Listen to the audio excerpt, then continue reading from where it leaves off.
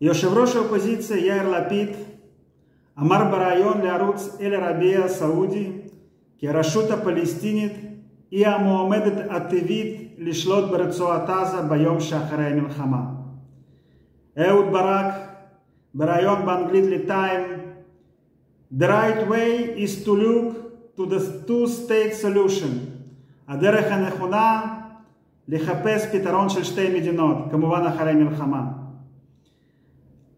במאמר דומה ב-Foreign Affairs באנגלית, עמי אילון, גלעד שרק ואורני פטרושקה, מובילי מחאת קפלן ותורמים הגדולים של מחאת קפלן, Why נתניהו must go?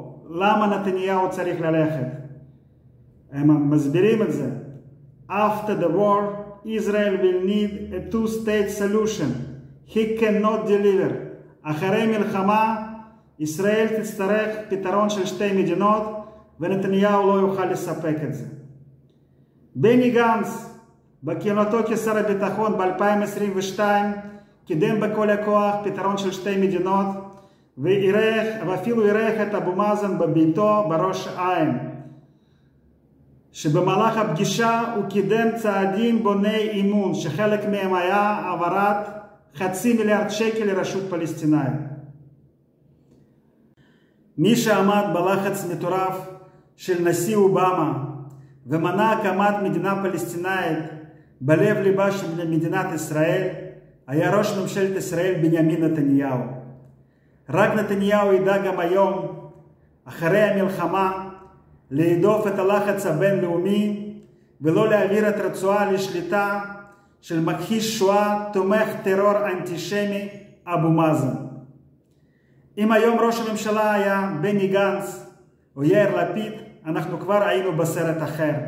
שניהם היו זורמים עם ביידן ומקרון, וכבר בשלב הזה היו דנים על הקמת מדינה פלסטינאית בעזה.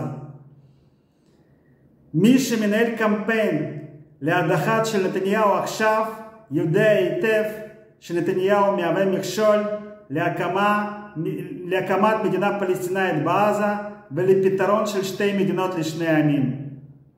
אסור לנו לתת יד להחלשה של בנימין נתניהו. נתניהו חזק, ישראל חזקה. יחד ננצח.